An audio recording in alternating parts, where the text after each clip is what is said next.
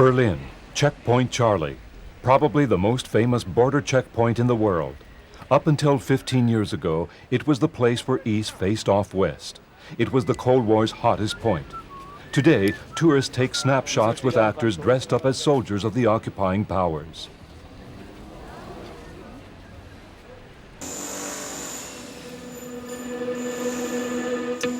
In 1961, communist authorities in the German Democratic Republic began building what they called an anti-fascist defense wall. According to the official line, it was a preventive measure against hypothetical attacks from the capitalist enemy.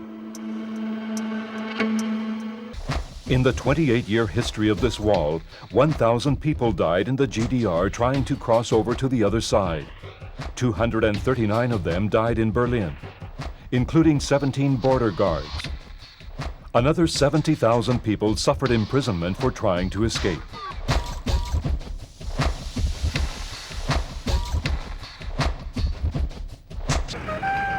The road from Jerusalem to Ramallah.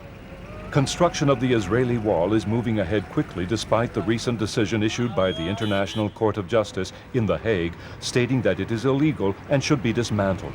At this point, the security fence is an 8-meter-high concrete wall, but most of the 250-kilometer-long fence separating Israel from the occupied territories is a double steel fence. This is why the Israeli government calls it a security fence. Its aim is to prevent Palestinian terrorist attacks in Israel.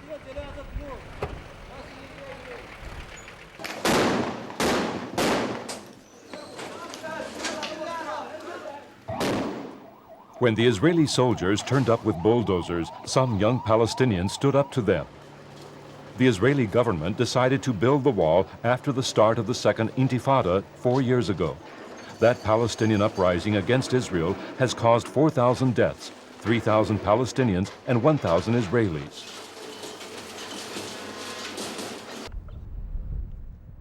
Ten years ago, during Bill Clinton's administration, the government started using military material to build a double separation fence between the United States and Mexico.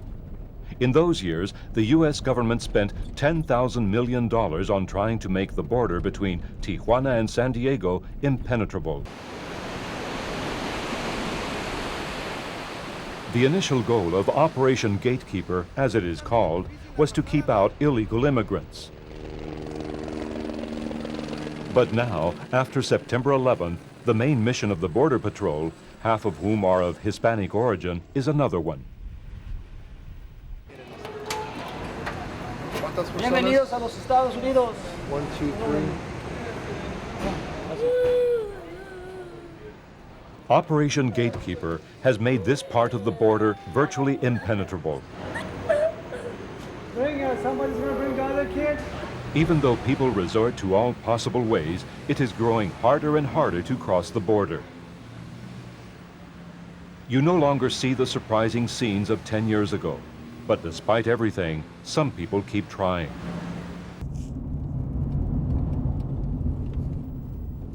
In Tijuana, like other places on the Mexican border, there is a special police squad whose job is to protect immigrants. It is called the Beta Group. In contrast to the corrupt Mexican police, the Beta Group is relatively clean. In Tijuana, not a single case of corruption has been detected. The Mexican agents hand out food to the immigrants very close to where the United States immigration police are waiting to arrest them.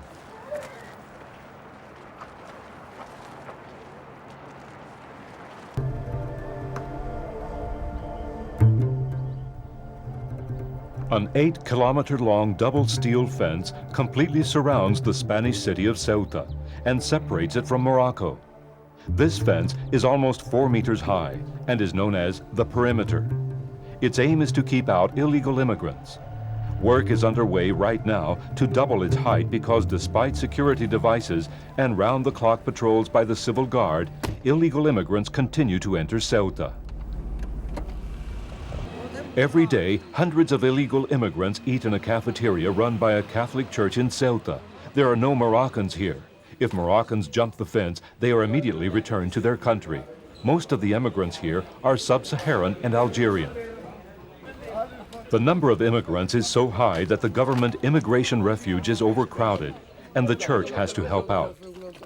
Many of the immigrants live in the streets, especially the Algerians.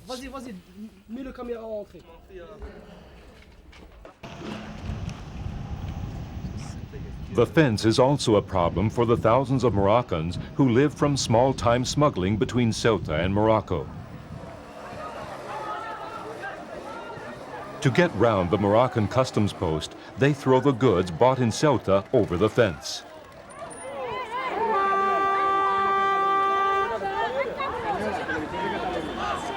Lately, this has led to scuffles with the Spanish police, who try to stop the Moroccans hurling stuff over the barrier.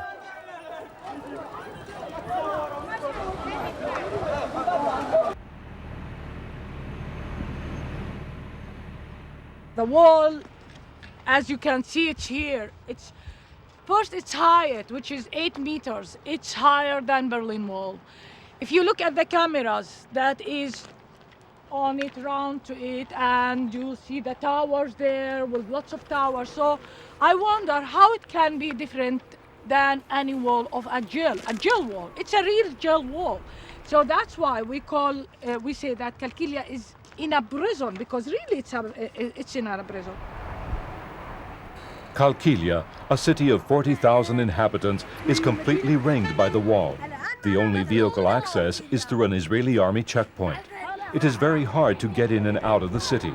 That's why Qalqilia, the business and administrative capital of the country, is getting poorer by the day. People cannot leave to work, and those living in the outlying villages no longer come to town. A group of youths board boats in the port of Larache. Their destination is La Peligrosa beach. Boats often leave this beach bound for Spain. It is a 2-day trip. But these youths are not going to make the crossing today. There's still time for that.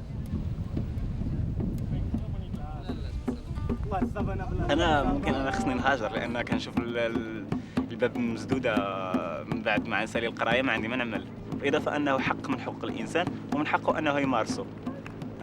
في المادة 13 وقال لك تقول أي حق من واحد الإنسان من حقه أنه يعيش في أي بلاد وقتاش ما بغى ويرجع وقتاش ما بغى. هذا اللي كاين.